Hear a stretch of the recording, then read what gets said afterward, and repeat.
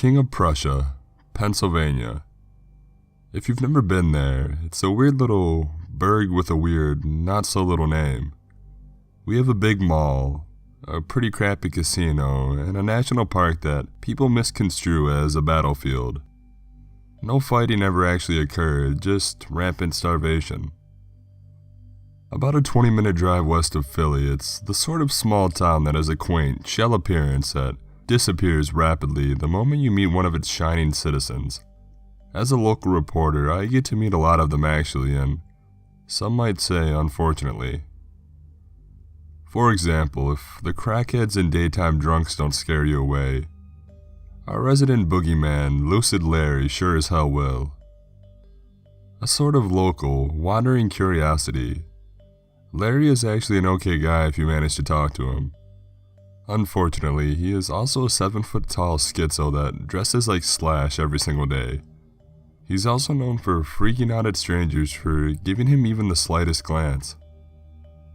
That's sort of the entire area in a nutshell, actually. A strange feeling with a dash of weirdness that will snap at your hand if you get too close. And believe me, Larry isn't even half of it. There's also textbook Timmy, the guy that sits outside of the movie theater all night long in his idling car, right across the street from Lockheed. Most people think he's homeless, though considering his car seems to be running all the time, I don't know how he affords it. The weird part is that if you get close to him, you notice that Timmy seems to always be reading what looks like an elementary school textbook, complete with smiling children on the cover. And the really weird part is that if you get too close to him, you'll notice the 3 mannequins, an adult in the passenger seat and 2 kids in the back. Then there's the ice cream man whose truck runs throughout the night all summer long, and I mean throughout the night, usually as late as 2 a.m. Inevitably, the noise will wake up a baby and a few bored-looking cops will show up to write down the complaint. The part that always gets me is twofold.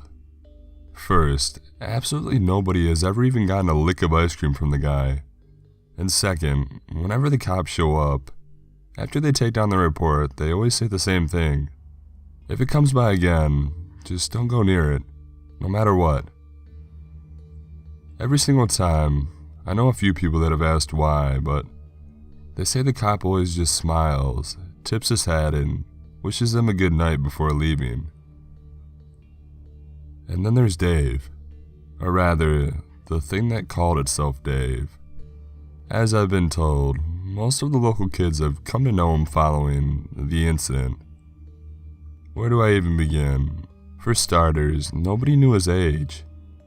He looked in the realm of his mid to late 30s, but every so often, a few folks would tell me that he'd make a passing reference to taking a date to see the original Star Wars or how much Vietnam really messed him up. He had a high-pitched voice that I swear you could hear from miles away. You could usually catch him getting drunk with some prostitute at any of the local eateries. All of them gaudy, near-empty franchises like TGI Fridays or Chili's. No hometown places for us. Nobody knew where Dave came from originally, but his wiry hair and pitch-black eyes would always catch the attention of anybody wandering by. He had a habit of latching on to visiting strangers and turning into their best friend within hours. He used to be a regular at the Chili's across from the Motel 6 and would approach any poor soul unlucky enough to be there alone. Once the money was gone, Dave would typically get a little forward. It didn't matter if they were men or women, young or old. He'd sometimes beg them to let him hang out in their hotel room until the morning. More than one bartender told me he'd typically get kicked out once his maudlin routine usually failed. But those that would leave with him, well, that was the bizarre part. After the incident, he went around inquiring about these visiting friends of Dave at their local hotel. The receptionist and bellhops would always tell me the same thing. Dave and the stranger would stumble into the lobby, usually quite drunk, and head for the stranger's room. But in the morning, only the stranger would leave, never to be seen again. As for Dave, Who knows how he was getting out of these places, but the following night you were sure to find him wetting the old whistle and beginning the entire friendship cycle over again. All sorts of local urban legends began to pop up about Dave. The simple ones were that he was just homeless. Other, more exotic ones spoke of Dave working at Lockheed as a test subject. One frequent park camper told me that she saw him once deep in the Valley Forge woods in the middle of the night. She said he spoke to 5 figures that had the exact same silhouette as Dave himself. Like exactly the same? I asked. Like doppelgangers? Like clones, she answered back solemnly. When I pressed her for more details, she only told me that she got so spooked, she abandoned her trip, leaving behind all of her equipment and clothes in the process. She got into her car that night to leave, and she witnessed strange lights shining in the sky over the spot she had seen Dave conversing with the figures.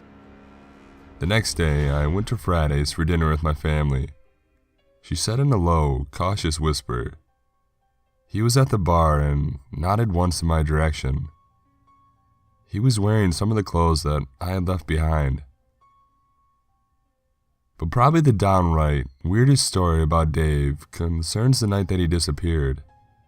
The incident, so to speak. Over a year ago, right around Valentine's Day, one of Dave's regular prostitutes appeared at the police station in the early hours of the morning. I was told she was bleeding and scared to death. When the board cops pressed her for details, she claimed she bit Dave in self-defense when he started to get too weird in the backseat of her car at Valley Forge Park. She took off running when he began to bleed oil and laugh like a lunatic. Bleed oil? I would later ask. You're sure of this? Maybe it was just dark inside of the car. Oil, she repeated without batting an eye. I could smell that from a mile away. Dave, now completely naked, chased her through the snow-covered park, intermittently running on all fours. I saw him do that at least twice, right beside me as he laughed. He followed her the entire way towards the police station, abruptly banking left down the empty street and disappearing into the cold night once she had made it into the building itself. The following morning, the authorities would track down the poor woman's car. There were no traces of oil, but the thing was completely trashed from bumper to bumper. Nobody has spoken to Dave since that night, nearly 18 months ago, but there have been sightings since then. Some of them just recently, actually. Teenagers trying to get lucky in the woods are saying there's a cackling beast that roams the park. A hunter told me that he saw him in broad daylight just this past fall, completely nude and barking like a dog while periodically laughing at a herd of deer. "What did you do?" I asked. "Well, I shot him," the hunter answered matter-of-factly. "I hit him too, right in the shoulder." I hated that guy. He finished without even a hint of a smile. Did you see anything like oil come out of the wound?" I had asked somewhat sheepishly. "No," he said, "but I swear there were sparks before he took off." So where could Dave be? I'm not entirely sure, but as I sit here, dear reader, in the dark just outside of my tent in the heart of Valley Forge Park, I can't help but notice every moving figure in the shadows that engulf my campsite, or the lack of nature sounds in the typically bustling woods, or the queer lights that periodically flicker in the sky above, or the fact that every few minutes I can hear someone or something laughing with a high-pitched cackle that sounds all too familiar in the deep, dark distance.